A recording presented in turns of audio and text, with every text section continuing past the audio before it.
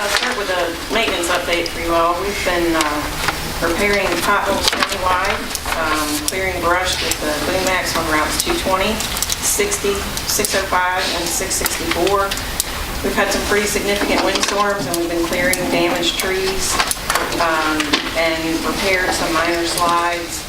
We've got three major, some of them are slides and some of them are more of an erosion issue because of all the rain that we've had. The first one is on Route 220, which, as you know, was closed. The contractor has been out there working last week and expected to finish up this week, and then we'll get the surface put on it probably the first part of next week. Route 666 is being repaired now. That should likely be open the first part of next week as well. And Route 661, as soon as the contractor finishes on 220, they're going to be moving to Route 661. The only thing I will tell you is that, as we get drier weather, we expect to see a lot more issues that are going to be coming up with some additional settlement. So just to put that on your radar, we're going to be looking for that kind of thing. In taking advantage of the road closure that we have on 220, we've got some curve warning signs that are being installed. It's part of a federal signing project, and the study for those signs was finished, so we went ahead and we're trying to take advantage of not having an impact to traffic by doing it later. So those are being installed while that closure is going on. We've also, in the future, we'll be doing the same thing for Route 18 and Route 60. It's for primary routes only, so just to let you know that'll be going on. Under your construction project, the Route 638 bridge replacement project has had several pours that have been completed. We still have a couple more, but the project is on the schedule.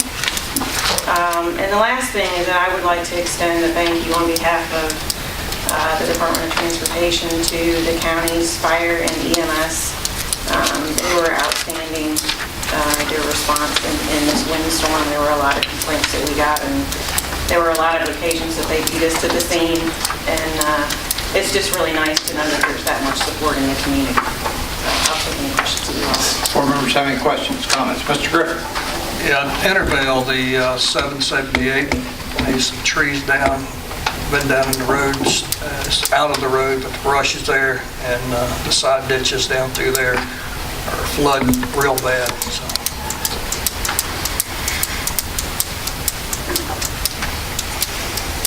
Anything else to add to that? That's it. Okay, Mr. I need to request an airport or a helicopter landing in the Falling Spring area. We don't have any roads to get home. 220, I'm excited that's going to be done next week. And the 666 repair that you're doing, there's been some concern, not only with the road work that you're doing now, but a lot of the residents are worried about the shoulders. With all of the boat traffic on that road, the shoulders have become worn, and it'll pull the wheel off the road. Ask if we can get some shoulder build up and look at that road pretty well. Just with the increased traffic we've had to the lake, citizens are starting to get pretty excited about getting that road repaired. 220, obviously my wall there's been a lot of rock falling lately. This freeze and thaw has caused some more, I think. Just keep an eye on that. And there's a dip in 220 from Honda to the county line right there that's dropped significantly since, I guess this season. Needs to be looked at. We actually had our geologist out looking at multiple locations today, so that's one of them. Thank you, ma'am. Scott. Of course, I had mentioned the trees on about a mile from the Craig County line. And then the ditches, Mr. Friendly had mentioned as well, but I know last week when I went to church over there, especially at the tunnel, that's flooding through there. And then where I noticed the other part was there at the trailer park, that bridge. But Mr. Friendly said pretty much all the way, just to, pretty much probably just get in there and take a tour, and because it's bad. And I noticed that there was a lot of water standing. Even when I came up, done lap last week to go to church, there was a lot of water standing down that way as well, which would be in Mr. Griffith's district, but I noticed that as well, so with that.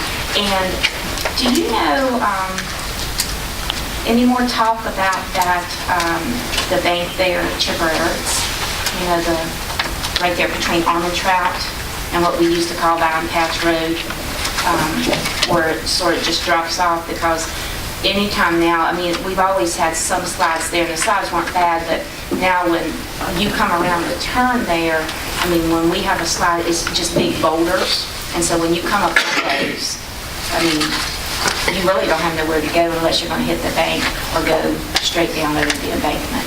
So I didn't know if they had done, remember they was going to check into a study, maybe a safety or something with that? Well, and given what we've been dealing with here recently, Right.